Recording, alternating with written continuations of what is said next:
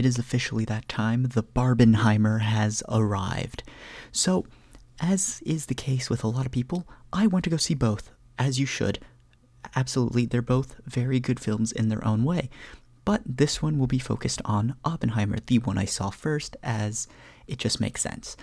Oppenheimer is that Christopher Nolan movie that never fails to impress. Let's just start talking about it. So, story, it is about J. Robert Oppenheimer and his tale of creating the nuclear bomb. It is, in my opinion, a very well-told story for 2.5 hours of the 3-hour runtime. I had a few issues with the movie. That is really down to its length, but the story was very solid and quite literally very explosive. So, a solid hand grenade score there, but I think for the purposes of this review, it is a solid nuclear score. The cinematics were phenomenal. The way Nolan decided to tell this story with two different perspectives and then make sure that both perspectives have their own flair to it. You will have seen this in the trailers, like one's in color and the other's in black and white, and you always know whose perspective it is based on the color, if it's in color or if it's in black and white, and I loved that. It was very good and very clear way of telling who is the main focus and whose perspective we are seeing this story from, and it is such a captivating moment. It's a very interesting way to tell this story, and I must say it's a damn good story too. Other cinematic choices is I love how they did the sound with the explosions, and it's probably somewhat accurate based on how the explosions were to go in real life. And the non-CGI nuclear explosion in the film, unfortunately, it's weird how to put it. A lot of my friends, some of my group was a little disappointed with it because I think it was super hyped up.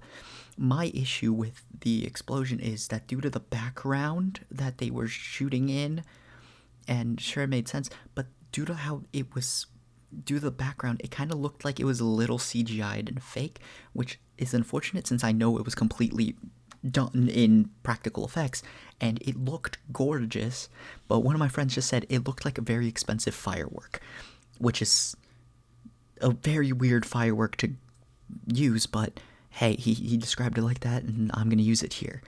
But cinematically, it was amazing. The score, I really enjoy how Nolan movies have this one piece from the film that makes the entire backbone of the score, and in this one, it was very, very interesting when you finally figured out what that backbone piece was. Cinematics, another nuclear score here. Oh my goodness, we are in the good stuff now. The directing is, as usual, solid in a Nolan movie. I have not seen any issues with Nolan movies and his directing style. It's always entertaining, engaging. He does a great job. And another Nolan masterclass. This would be a great film, but of course, since it's Nolan, he's got like 7 of those. Another nuclear score here. And so, let's get into the acting. This is where the movie is heavily carried by, in my opinion, 2 fantastic performances, while the rest of the class does pretty much all right. They're not super engaging, mostly because I don't think they get enough time. There's so many actors in this movie. There's Jack Quaid, there's Devin Bostick, Florence Pugh is in this very rarely. Emily Blunt, I don't think, got enough to do. But a lot of people did get a lot to do. Like Matt Damon did great with his limited share. But let's just talk about the 2 main ones, and that is Robert Downey Jr. and Cillian Murphy. Without these 2 doing such a bomb-ass job, this movie would not have done as well. It would not be as good or entertaining or just the experience that it is. These 2 performances are the backbone of the whole film, and without these 2 stellar performances, I don't think this movie would work as well. I personally think that these are two Oscar frontrunners, RDJ almost being like kind of a lock, just like Hei Kwan was last year. But RDJ, phenomenal. Every time he was on screen, he was a powerful presence. It's truly quite a masterpiece in his performance. So, with that, another nuclear score. This is a very easy movie to grade right now. Now let's talk about my experience and expectations.